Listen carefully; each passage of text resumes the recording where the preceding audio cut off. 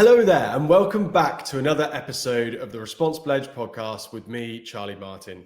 Join us each week as we learn from experts on how to build our startup, the Anti-Greenwash Charter, as successfully and ethically as possible. So today, I was delighted to be joined by another fantastic guest in Rafi Addlestone. Rafi is currently the Chief Strategy Officer at Pineapple Sustainability Partnerships. And he has led sustainability initiatives throughout his career at places like Amazon Web Services and Deloitte, and even served as a strategic advisor to the Earthshot Prize and the Impact Investing Institute. He also, at the very early stage of his career, was in government and working in the civil service. So, an absolutely brilliant guy with a fantastic background, speaks incredibly eloquently and clearly and passionately about the work that Pineapple Sustainable Partnerships are doing. And really the focus for our conversation was around partnerships and the work on partnerships to enable systems change at scale to address some of the most prevalent and concerning issues around sustainability. Some fascinating different areas of this conversation. One thing in particular that stuck out for me was the call to enact more boldly from a leadership perspective, and how, from Rafi's perspective and point of view, we need leaders that are prepared to act boldly in a world where we don't ultimately facilitate boldness in many ways in terms of the systems that we have in place. So a really genuinely fascinating conversation with Rafi. As always, really appreciate you listening in. If you have any thoughts or questions for either ourselves or for Rafi, please do get in touch. And thank you again for listening. But Rafi, thank you so much for agreeing to give us up some of your time on this Friday morning. I know you've had a busy morning already swimming some lengths in the open sea. So no, it'd be great to have you on. Thank you so much for joining us today. Thanks, Charlie. Great to be here. Top man. Rafi, as you well know, with having sort of talked to you about the show before, first part of the show is all about you and all about understanding a little bit more about you and your extensive background, I have to say, in terms of things that you've been involved in. Now, we have some guests who come on and do take it back to, like, you know, the very kind of very beginning, if you like, of the things that inspired them as children to start thinking about the world around them and what it meant to them, etc. And we have others who perhaps sort of focus a little bit more on, you know, higher education and first sort of steps into their career. Start wherever you would like, but just give us a bit of a flavor of you and your background. And in particular, I think one of those things that have driven you in terms of your career choices, the things that matter to you, the things that are concerning you most about the work that you're looking to do. Okay, cool. Awesome. So big invitation there to go wherever. So I suppose I'll start by saying I'm a very proud Yorkshireman. And anybody from, if anyone's from Yorkshire, you just need to ask them who they are, and they'll tell you straight away. So proud Yorkshireman. And growing up in Leeds, I was part of a very sort of tight-knit community, a tight Jewish community. And I learned very early on, especially from my grandparents who were very involved in sort of leading part of our community, the value of supporting the common good, of thinking about the world as bigger than yourself and your contribution to it. And that was a really sort of central driver of my own choices when it came to what I wanted to study and what I wanted to do in my career.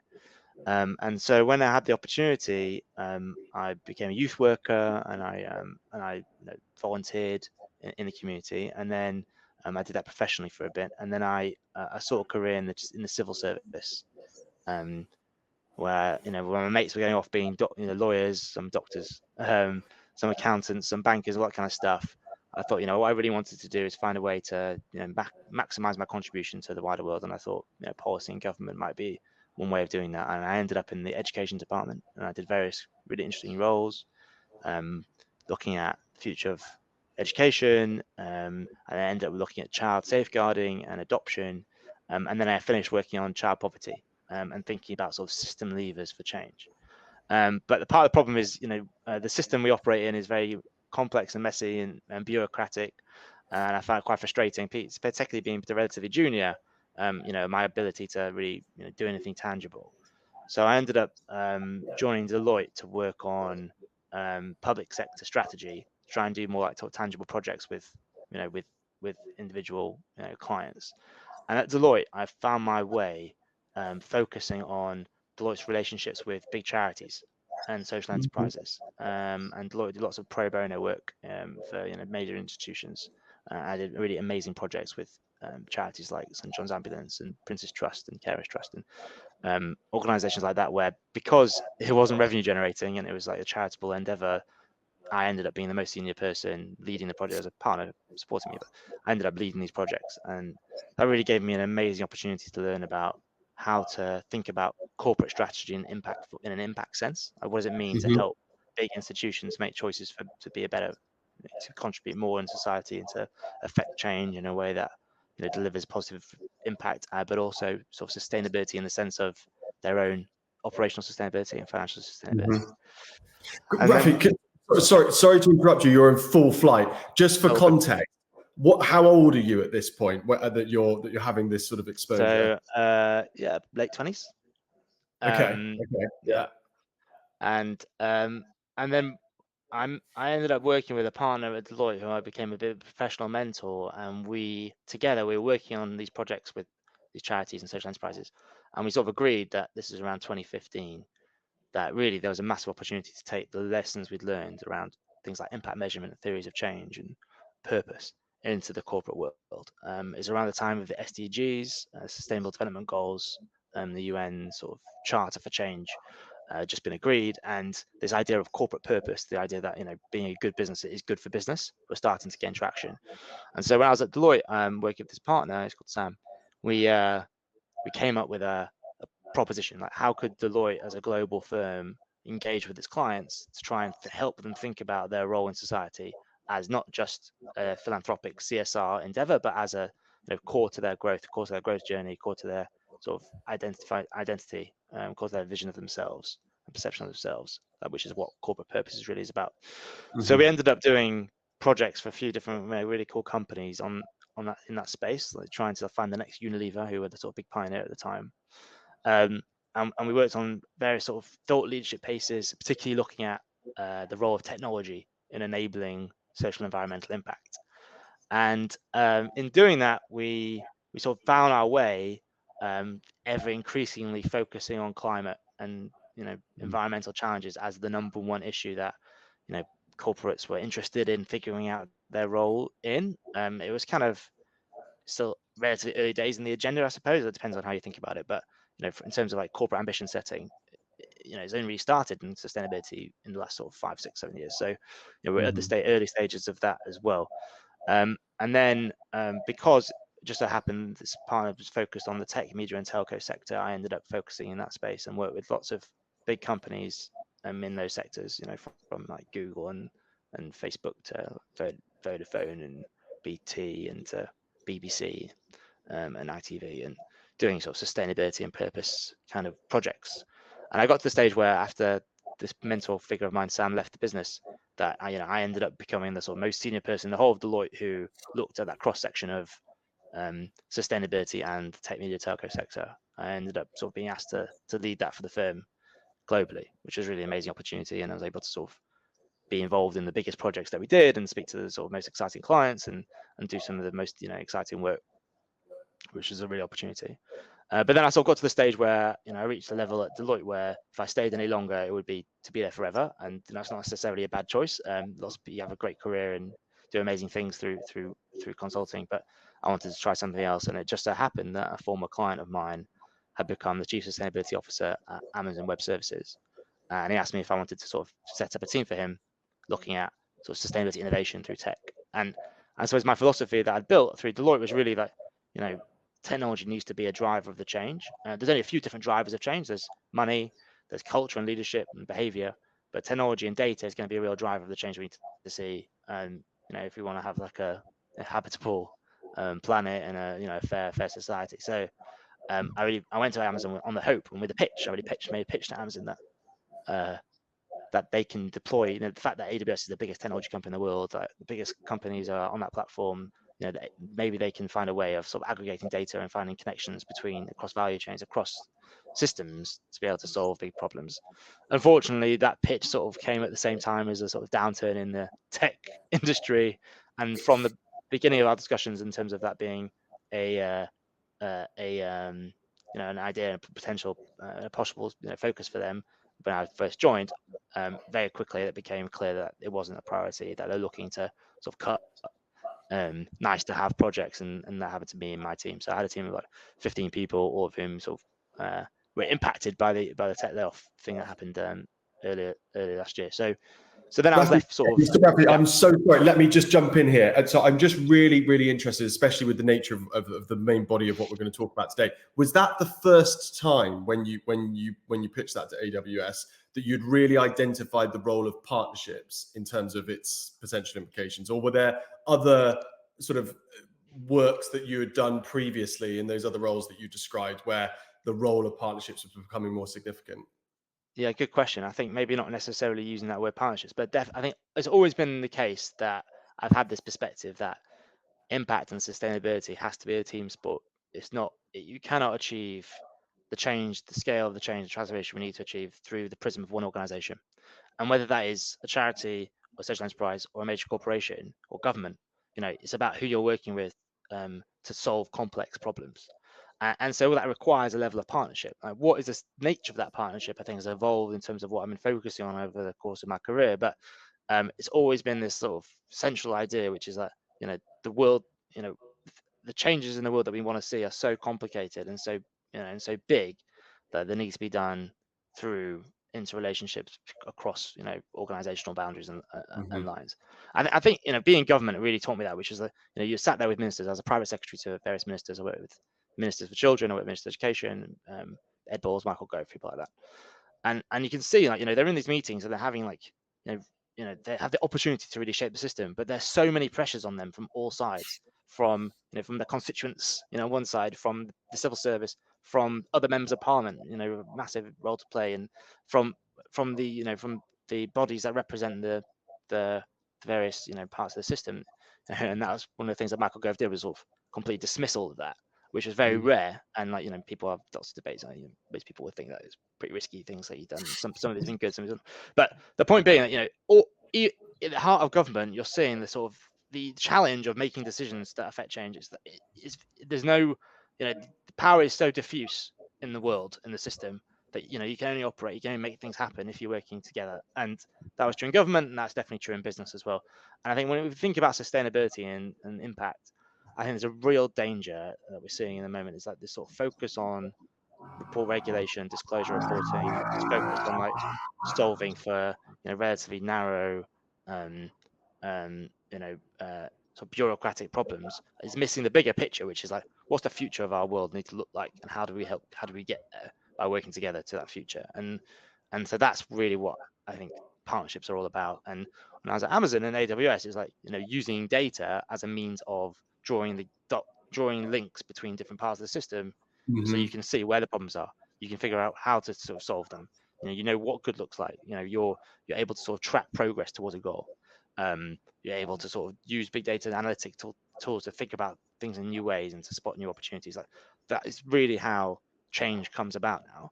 And that's what I was hoping to achieve there, but as I said, didn't quite happen. So should I sort of pick up the story? Pick up the story. Sorry, Rafi. Yeah, pick up the story. So I sort of decided, I left Amazon and I thought, well, what am I going to do now? Should I, go back to consulting? Could try different avenues. I thought maybe try and go into the world of investment and thinking about, the lever, the sort of the investor lever, as a way of sort of trying to affect change. And then it just so happened that I reconnected with some former sort of friends and colleagues from my time at from clients when I was at Deloitte, who were focusing on this question of partnerships. This idea that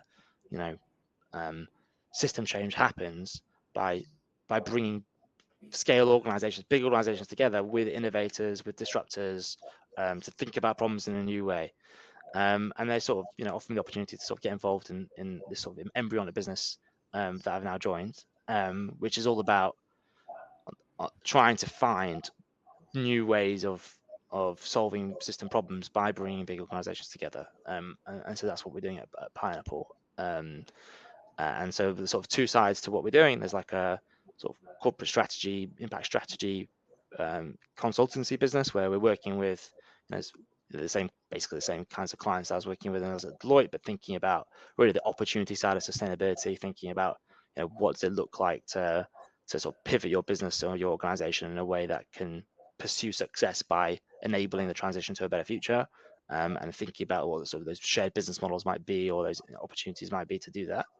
And we're particularly working with big institutions like banks, energy companies, big asset managers, big landowners who have that sort of opportunity to think big.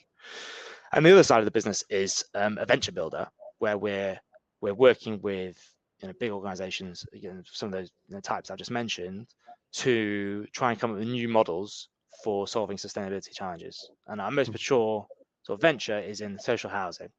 So social housing in the UK, like 5 million homes or whatever, is the first line, or one of the first lines in the UK, in the CCC's plan, in the Committee to Climate Change's plan for decarbonising the UK. Like the built environment in the UK is a big chunk of our emissions, big chunk of our challenges, and one of the sort of semi-easiest thing, very commas, the easiest sort of places to start is social housing, where we have these big landowners who have massive numbers of properties under their control, where hopefully it's much easier for them to decide to install decarbonising technology than it would be for individual homeowners, where it's much more sort of atomized decision making. So we've worked on a model working with a big bank and with a big sort of service delivery partner, to come up with a model to make it much easier for social housing providers to buy decarbonising technologies, basically solar panels, heat pumps, batteries, that kind of stuff, and do it in a way that is off balance sheet, which means that they don't have to use the capital cost up front. They can borrow against the future revenue they get from things like solar. And so this is quite an innovative approach. It's like a shared business model idea, and we're piloting it with one of the biggest social housing providers in the UK, and with a view to doing the biggest decarbonising retrofit project in Europe. So that's really exciting, and we've sort of got that going. And now we're doing something similar in the commercial real estate space, also in the built environment. And we have another sort of project that we're looking at in agriculture to try and connect the dots between the smallholder farmers at the bottom of the value chain, so the people that do the growing, but are doing it in a way that that haven't got money to really invest in things like solar panels, batteries. There's the top of the value chain, the sort of the retailers, the people you buy the food from, who are buying that food from the smallholder farmers, and they have these big pressures on decarbonising their value chain, or making sure they're operating in a responsible way. And then in the middle, you have these technology providers who who have the kit, who have the technology, who have the know-how the smallholder farmers can draw on. And how do we sort of create a shared business model where the people at the top can help fund the technology to give to the people at the bottom? And it's a really messy value chain, really a messy space. So we're trying to figure out with a few different partners like what that could look like as a scalable venture, shared venture. And Rafi, I know you're not gonna get away with not some questions about you and your background. I'm going to come back to that. But just to touch on, now that you've brought in that concern or that issue around how you approach agriculture, is it that you're looking to build, though, like a replicatable model in the model that you developed in social housing, i.e. the bank, the service delivery partner, and then the social housing partner, that essentially that mechanism, if you like, is the one that you're looking to try and apply within just a different context within agriculture? Have I oversimplified it, or is that essentially what? Well, we've codified our approach, yeah. We've got a paper coming out shortly, which well, depends when this goes out, but which sort of shares that codification. And the way we think about it is, there's a system problem to be solved. There's a challenge. There's a problem in the world. Environmental, social problem in the world, often complex and multifaceted. And then there's a vision for change that we're trying to get to, which is like a new way of doing things, whether that's like a net zero farm or decarbonized housing estate. And we have that vision of what we're trying to get to. And the way to get to that vision is by bringing partners together to make it reality through a shared business model. And the partners we bring together typically are a financing partner, some form of way of making it easy to buy, Hmm. proven solutions, which is the thing that needs to go in, and a delivery partner, which makes it scalable. And most of the problems, if you look at Project Drawdown or lots of these sort of lists or recently the University of Exeter did a report on sort of tipping points, what solutions need to be scaled to achieve net zero targets. Most of the depending on perspective, but a lot of the solutions that we have, a lot of the technology is there. It's about scalability. It's about trying to get things out Mm. there. And so the problem is trying to unlock investment to be able to allow customers to buy these products, these solutions, and skills and delivery capacity, like enough people to be able to actually install it. Particularly, like for example, in retrofit, there isn't enough people with the skills to it's a new market, it's a new space. So what we're trying to do is bring together these parties, the financing, the actual solutions, and the delivery partners in one easy to buy model, which makes it easy to actually do this thing at scale.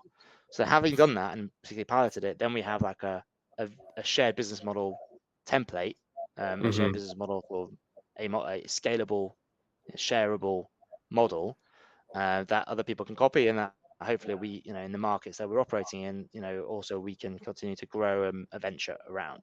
And social housing is a really amazing, perfect market because it's huge, and there's a massive opportunity and huge demand for this kind of change. So, we want to build that mini business ourselves to be able to, support social housing providers to sort of take on this opportunity and scale it, but also enable others to sort of participate in that market as well with our partners, and then try and build something similar in those other areas. So for agriculture, again, like we're trying to work with finance partners who can make it easy for retailers and smaller farmers to sort of buy the solution providers themselves. And then sometimes there's a relationship between the solution providers and the people that actually are able to activate those solutions in the market. So, Hmm. you might have, big sort of, we work a lot with the company Schneider Electric, who, do lots of, um, scale delivery. They don't make solar panels and heat pumps and batteries, but they are an enabler of scale because they know how to install things that that's their job. Their job is energy efficiency. So we're Hmm. working with them to figure out how to take some of their products and some of their lines into new spaces. Um, so yeah, so a long answer to your question, but basically absolutely right with Charlie. That's No, that's the idea. No, Rafi, what you've done is took my way of my summary and you've just provided like way more clarity and consistency around it, which was brilliant. I'm going to ask, but I am going to come back to you. But one final question, just on what you're doing at Pineapple is essentially, are you going to, do you imagine you're going to just continue to look for, and I know, sorry, you are taking on some fairly large challenges in the three that you've already identified, but is the intention to just keep finding new challenging markets that Yeah, need this kind of thinking to be applied to, and essentially coming up with kind of new models, etc., that then ultimately, once you've established them through the partners you've worked with, you then give it all away yeah. and ask other people to adopt it too? Yeah, completely. So our philosophy is really, it's all about getting solutions to scale quickly, and Yeah. partnerships and commercial shared business models are the route to that. Is but if things are profitable and revenue generating, the other way around, revenue generating and profitable, then they're scalable. Is kind of the Yeah. philosophy. So another area we just started talking about. We had a really great meeting actually this week about in the nature recovery space. Um, so how can we work with big landowners to sort of come up with new business models with local communities to value nature recovery in a way that at the moment that's a big hot topic. People are thinking about it, but hasn't quite landed yet as a real business a commercial opportunity, which means that it's not so as yet in the UK, definitely at least so scalable. So we want to try and solve all these kind of problems. And there's lots of spaces to go in after. There's lots of people talking about this kind of thing. Like, I don't know if you heard about the net positive sort of kind of story of Paul Polman and Andrew Mr. that kind of thing, where Mm. this concept that sustainability is green growth is potential. Now you'll get pushback on that from other people who will say the infinite growth is impossible, and we need to think about our resources overall, and green growth is a myth, which I'm very open to those kind of discussions and debates, and sort of going down those rabbit holes. And I think conceptually probably right, but I think our philosophy is there's, even if that's all true, there's there's some obvious things that the world needs that for the in the next sort of coming years and decades that we want to help accelerate, whether that's access to use of renewable energy, valuing nature, supporting people, vulnerable people in communities at the bottom of value chains. And at the moment, the system operates in a way that values revenue and return more than it does impact and sort of other, uh, um, externalities of nature and the environment. So we're working within that system to try and make the changes quickly and as broadly as possible. And that's why sort of partnerships is our angle really. But open sort of all the sort of philosophical debate and discussion about that. If But people Rafi, no. I mean, I feel like I'm gonna tempt you to come back on the show too. There are so many different things that you've just described that are just absolutely fascinating. I just wanted to be honest, just say on behalf of myself and I imagine a lot of our listeners, like I just think it's absolutely brilliant what you're doing.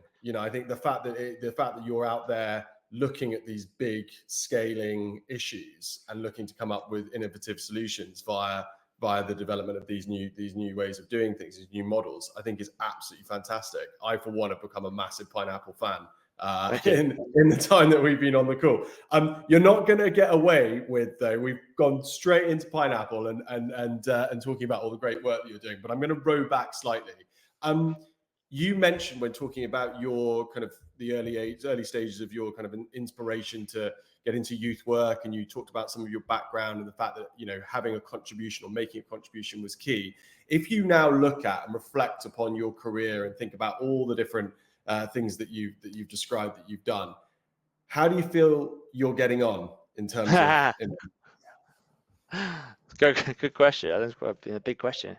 Hard to say. I think I think it's tied to that point I made earlier about power being diffuse. Like it's very hard to sort of look back and say you've achieved anything. Like you've sort of moved the dial. You've added. Someone's told me use the analogy that you've pricked the elephant with a needle. You sort of you've moved things forward a tiny bit.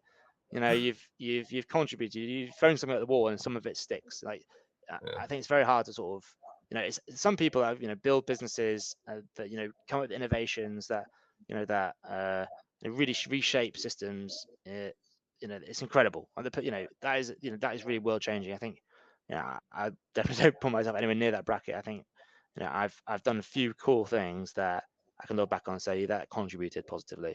And hopefully with, like, for example, the social housing thing, we'll be able to look back and say, actually, we have, directly led to thousands and thousands of homes now being decarbonized. Like, that's the ambition. And then looking back on that is like a real tangible win. But it's impossible to say like whether the sort of thought leadership stuff and the sort of the strategy work they're doing in big companies, like to what degree is that actually leading to positive change? It's hard to know, really. It's hard to say. But I think I'm happy that I'm giving it my best shot, I suppose. Whether what the actual impact of it is difficult to say. Well, it certainly sounds it, and I, for one, would think that you've clearly underplaying, I think, the significance of the work that you're doing to a certain extent. Let me ask you a question about you've had a fairly unique experience in the sense that you've worked in government, you've then gone into big consultancy world, and then you've done various other roles, I know, but now you're working within a smaller business. Like, what's that experience been like for you in terms of the it's work?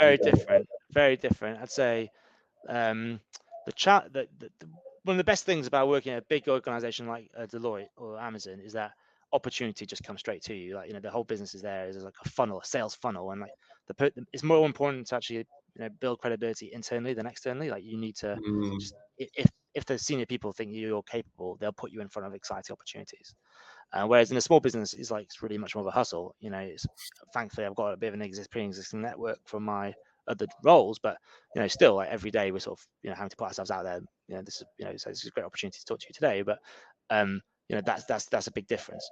I'd say the big and most amazing thing really is like it's this idea of I'm working with people I really love, like trust and love, and get on very well with, and we have a shared aligned perspective on what we want to do in the world and the impact we want to make, and so there's a real feeling of shared endeavor. Whereas in a big company, that you're never going to get that. Really, you have that in your own team, but it's always in a context of like this big bureaucracy that you're sort of sort of sheltering your team within. So that's very Mm. different. And I think the other thing is obviously like sort of a bit more freedom to sort of come up with random new ideas and pursue random things. Like as long as you have the free, as long as there is freedom from perspective of like, you know, the space and time and security and sort of a bit of financial freedom, you know, we're just coming up with ideas and sort of following the trail. And that's really, you know, sort of an exciting place to be, particularly in it, you know, feeling like the relatively early days of what we're doing. So I'm really enjoying it, but it is very different to, you know, my past experiences.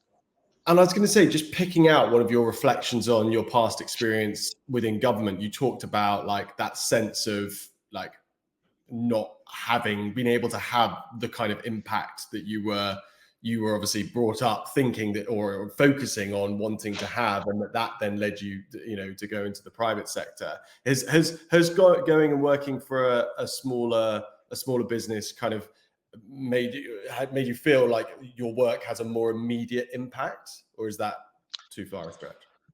I'd say no. I'd say going to Deloitte, and then this, you know, in some ways it feels counterintuitive, but I felt that I was achieving more direct impact through the projects I was doing with individual organizations and you know, the short, sharp deliverables, so, you know, the word we use, that than I was doing like sort of policy papers in the civil service, and you know, sort of, you know, helping with things like even with an act of parliament, which, you know, we got very sort of detailed, and my role was relatively junior.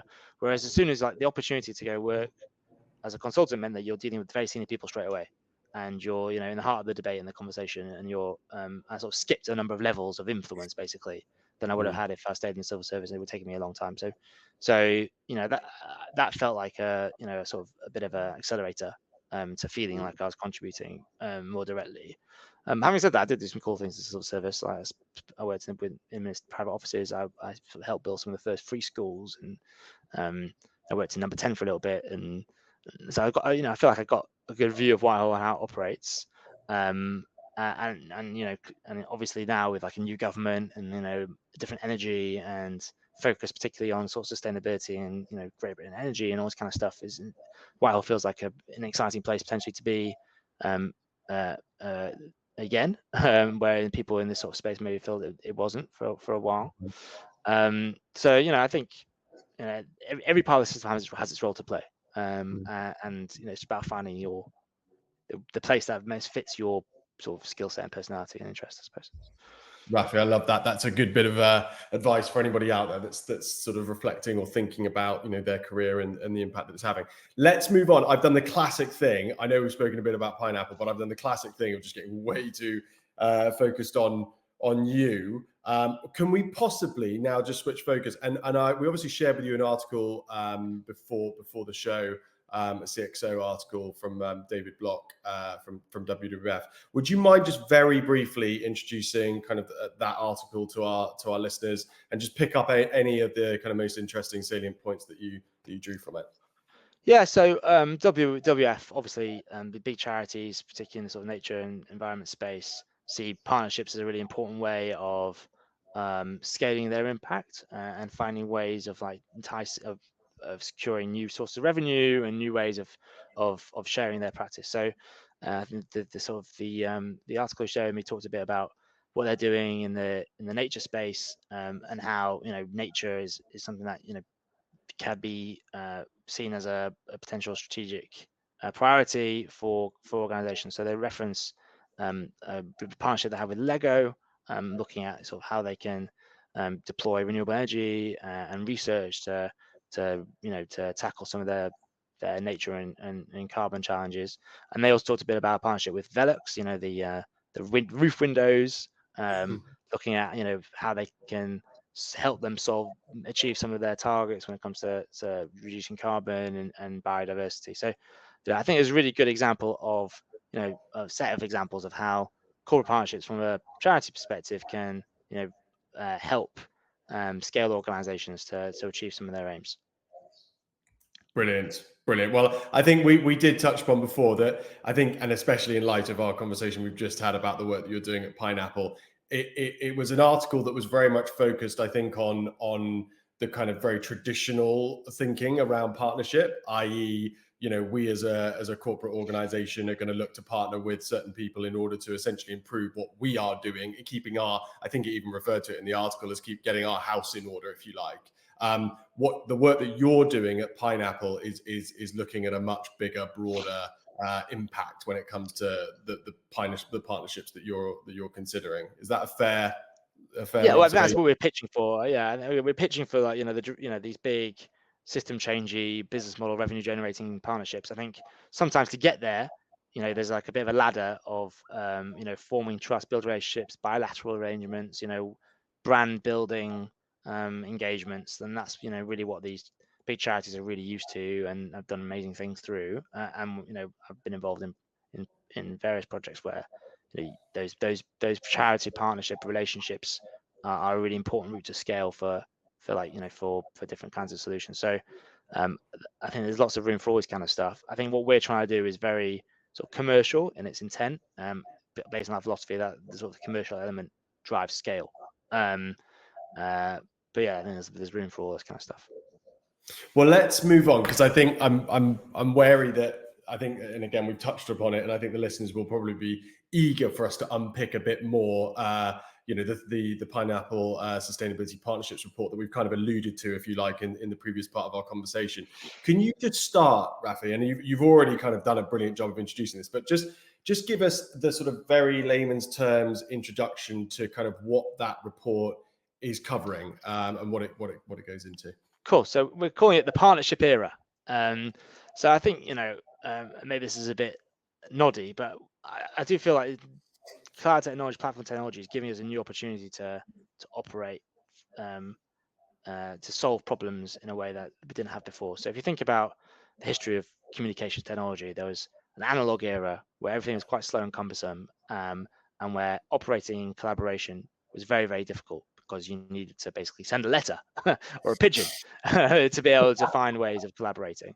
So that meant that successful organizations became a conglomerates that sort of took over the whole industries, and they weren't necessarily incentivized to disruption and to find new ways of doing things. Then you sort of moved into the digital era, where you're able to communicate much more quickly. You're able to sort of find ways to collaborate, but it wasn't immediate. It wasn't that it was there were still barriers to information sharing, and you might be able to create partnerships, but they weren't real-time partnerships, which now, in a world of sort of cloud technology and platform technology, you're able to sort of share data immediately. You're able to share information in real time across organizations, between organizations. And what that means is partnerships all of a sudden have a new and never before seen opportunity to operate operate value chains, to operate how things are done into completely different ways. Where you have people from different organizations with different perspectives and capabilities able to tell each other what's going on in real time in the world, through different data sources that weren't previously available to us. And so what that shows, and what our philosophy or our thesis on the back of that is, like, we're entering this world, this age of partnerships, as partnerships being the key unlocker to driving change. And so in that context, like, we wanted to sort of put out there our sort of belief in the opportunity for partnerships to drive change, like the idea that new kinds of business models, shared business models, that serve a better future, will be the successful business models of the next era. They will be the winners. The winners of the next era will be the people that unlock, green and social transition, and that by operating in partnership is a route to that success. So that's sort of the framing, and then we go into a little bit of our, again, as I've described, our approach to forming what is a partnership, effective partnership for sustainability, for the transition, look like.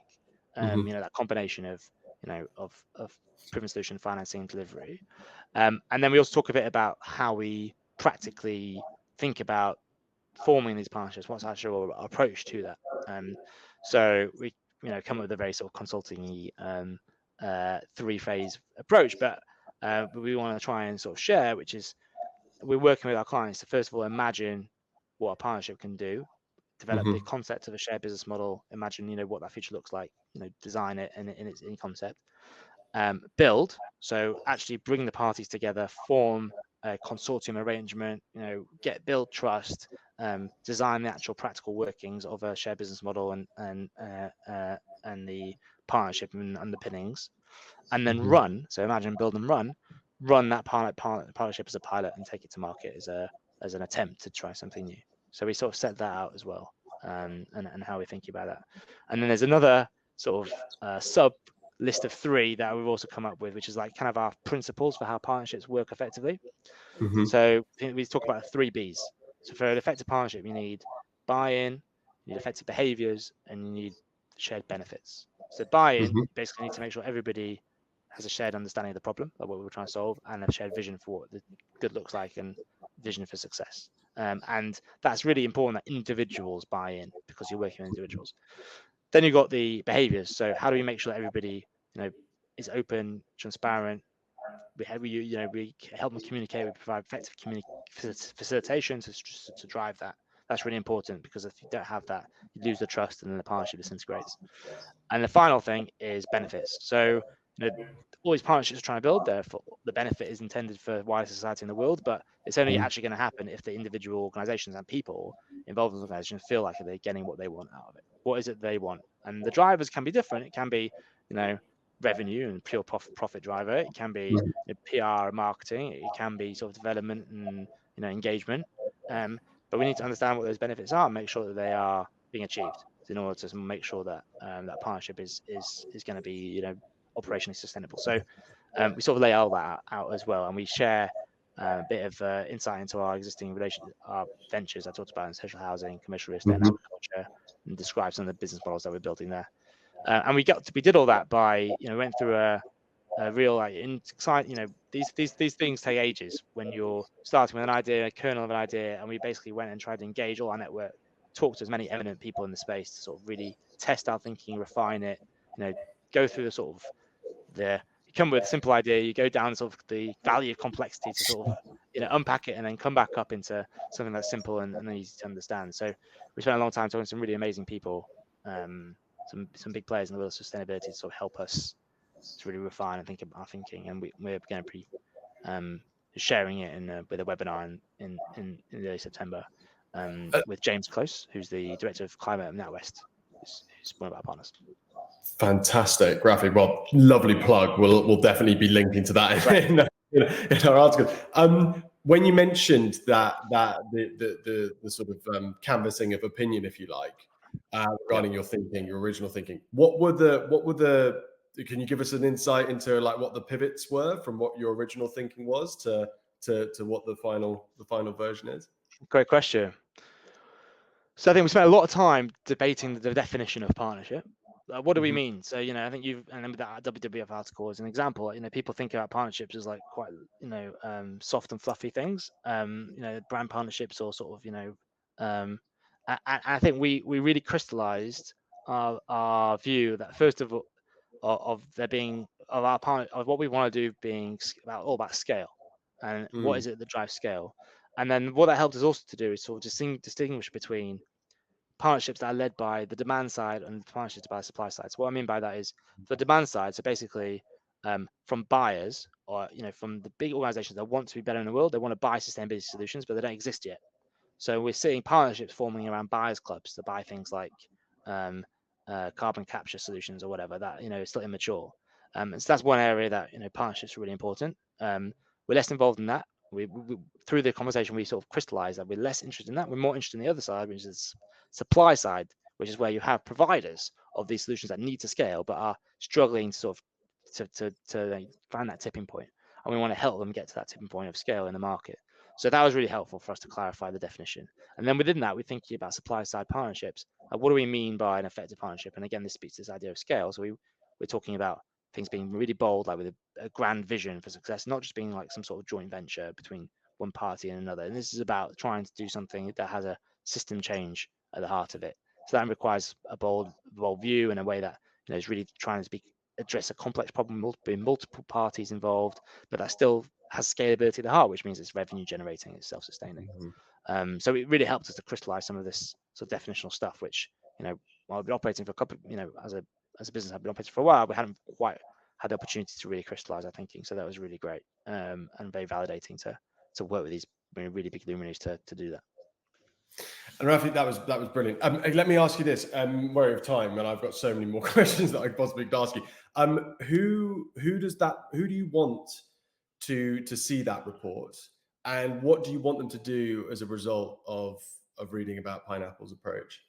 Yeah, thanks. So I think the ideal sort of target market for this report are those people in companies who are sort of getting a bit frustrated with the pace of change when it comes to impact and sustainability. They're seeing like this world being dragged into this sort of bureaucracy and thinking, is this really all this is? Is it just about the bean counting and which is all really important, but like it's not driving the change at the scale and pace we want to see. And they're thinking, how can we really find a way to to turn the tanker of this organization that I'm working in to do something exciting and system changing in a way that might actually be successful for the business itself. And those people, they can sit in any role. There might be sustainability people, there might be strategy people, there might be finance people. It could be any role. But those people are thinking, actually, we have the opportunity to change the world here, and we can do that, through the power of our business by working with other businesses that have similar, that might have a contribution to make. So if we can get to those people, that is amazing. And the kinds of organizations that have those people tend to be sort of banks, or not necessarily big ones, financial institutions who see themselves as trying to shape their clients' systems and work with their clients to sort of make them more successful into the future, or the big sort of energy companies or the big providers of solutions. So one of our big partners is British Gas. They're massive business, selling they're going to be a massive driver of sustainability in the future. It's like, how can we help them sort of activate that change and sort of go to market more aggressively? So that's the idea. And what do we want them to do? Reach out. We'd love to sort of share a bit more detail about the work we've done so far. Help them think about what opportunities they might have in the future, and see whether there's an opportunity to sort of be part of our existing partnerships or to form new ones. That's really what we're trying to do. Rafi, in all honesty, I think the way that you've introduced and described the work that you're doing, I think anybody that's listening that is of that mindset of I think you've used the term bold, and I think that's I'm taking away a sense of excitement and enthusiasm about the potential impact of the work that you're talking about. And I think anybody that's that way minded, if you like, that's listening in will certainly feel inspired to check out the report and to engage with you guys. Brilliant stuff. I'm wary of time. Rafi, we finish every show. I feel like we've kind of built a show in many ways around answering this question anyway, but I'm going to pose it to you. If we were to give you a magic wand and you could change one thing about the corporate world right now, what would it be? I think there's just a bit of a lack of vision out there at the moment. I think the world is difficult, the economy is difficult, pressures on individuals and leadership positions are high and strong, and what that means is there's a lack of vision for senior leaders to say, this is what we want the world to look like, and this is how we're going to help get there. And so can senior people with the opportunity to sort of pause, particularly people like towards the end of their careers who can think a bit more about legacy, can they pause and say, in my dream, what would this business actually do to make the world a better place now into the future? And how can I sort of tell that story as a vision for the world I want it to be, and then invite the people I work with to try and make that reality? I don't see enough of that, and I think there's real opportunity for organizations to take that on. I'm going to do a follow up because that was such an interesting answer. What do you think is? I know it's a multifaceted issue, but what do you think is stopping that from happening? I think fear, really. It's very hard for any senior executive to say anything that might spook their stakeholders and spook the markets. They operate in very sort of very tight, pressured environments, and for them to say, what, our current business model, our current way of doing things is taking us down the wrong direction, is not sustainable in multiple senses. We are, there's credible risk to our, existential risk to how we're operating as an organization and to the system that we operate in if we don't, radically change how we're thinking about, engaging with our customers and with the wider world, and the value that we place on, natural resources we use, or the interactions we have in society. And we need to think about operating things in a way that's gonna be better for future generations. I just, you need to be such a bold leader to make that kind of statement. And there are some that everybody there's very few cohort of people that have done that. Your Paul Pommers in this world, that have made that leap and made that bold sort of visionary declaration. People talk about Bill Gates, maybe there are various people who do talk in that way, but nowhere near enough. And maybe those people are the people that have got to the stage of their career where they're so successful they don't feel that challenge, that sort of downward pressure from the stakeholders around them, and that's really sad. And I think we're sort of running out of time a little bit in lots of senses. I'm sure in some of the other podcasts, people have talked a bit about things like planetary boundaries, and we're seeing even this week in the UK, real societal insecurities, coming through. We need to really act now, and one of the businesses is perhaps the most powerful space for affecting that kind of change, and the way that happens is through visionary leadership. So that's really what we need.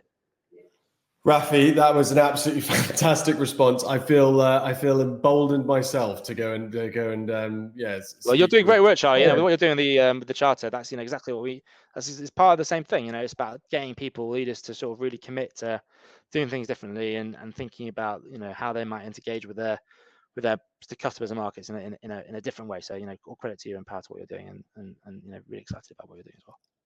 Rafi, thank you. Well, to plug what we're doing at the end of a show, is that you've been the dream guest. Rafi, thank you so much. We'll hopefully snaffle you for another show at some point, but thank you for joining us today. My pleasure. Thanks, Charlie.